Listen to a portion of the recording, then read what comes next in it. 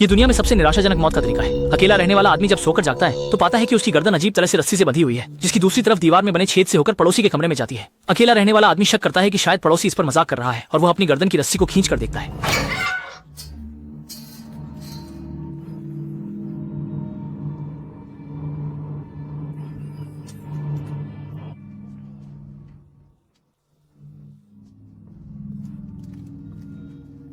उसने अपनी आंखें छेद के पास रखी, लेकिन वहां भी एक जोड़ी आंखें थीं। फिर अचानक एक तेज ताकत ने उसे दीवार की तरफ खींचा, जिससे वह लगभग दम घुटने की स्थिति में पहुंच गया और केवल पूरी ताकत से उस ताकत से लड़ सका। सौभाग्य से रस्सी के दूसरे छोर पर व्यक्ति उसका मुकाबला नहीं कर सका। बगल की पड़ोसी एक अकेली महिला है, वह भी नहीं जानती कि क्या हुआ। बस इतना पता है कि जैसे ही वह जागी उसकी गर्दन पर एक रस्सी थी। 不过比起这诡异的身子，单身女更关心它是总的狗狗。她一直在吵狗，搞得都居男十分无语。जल्द ही उसने पाया कि कमरे में एक टाइमर है जो उनकी जिंदगी की उलटी गिनती जैसा लग रहा था। अकेला रहने वाला आदमी जल्दी से मेज पर रखे फोन से पुलिस को फोन करने गया, लेकिन रस्सी बस इतनी ही लंबी थी।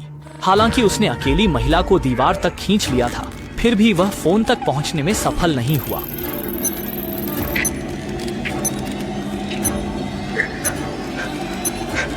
अविवाहित पुरुष के असफल होने के बाद टाइमर तुरंत शून्य पर आ गया। अगले ही क्षण अविवाहित महिला क्रोधित होकर रस्सी को जोर से खींचने लगी। अब अविवाहित पुरुष को भी वही अनुभव हुआ जो उसने अभी अभी सहा था। उसने ऊंची आवाज में महिला से माफी मांगी, लेकिन दीवार के उस ओर से खून बहता हुआ देखा। एक अजीब सी आशंका उसके मन में उठी। क्या उसने अनजाने में महिला का गला घोंट दिया था? और अजीब टाइमर फिर से उल्टी गिनती शुरू कर देता है। अकेला आदमी बहुत भयभीत है, लेकिन फिर भी खुद को शांत करने की कोशिश करता है और समस्या से निकलने का उपाय खोजता है। ऐसा करने के लिए फोन तक नहीं पहुंच सकता, लेकिन वह छत पर लटकते लाइट बल्ब तक पहुंच सकता है। जैसे ही बल्ब तोड़ता, उसे रस्सी काटने के लिए उपकरण मिल सकता है। अंततः स्वतंत्र रूप से रहने में सफलता मिली। गिरते समय उसने बिस्तर के नीचे एक कुत्ते को देखा। असल में जिस कुत्ते को अकेली मादा खोज रही थी वह उसी के पास था। वह आदमी एक विकृत व्यक्ति था जो कुत्तों पर अत्याचार करता था। जैसे ही अकेली महिला यह जान गई, उसने जल्दी से रस्सी कसकर खींचनी शुरू की। उसने पहले ही छेद के माध्यम से हालात देख लिए थे। अब वह बस चाहती थी कि वह आदमी मरे, उसे नीचे गिराए।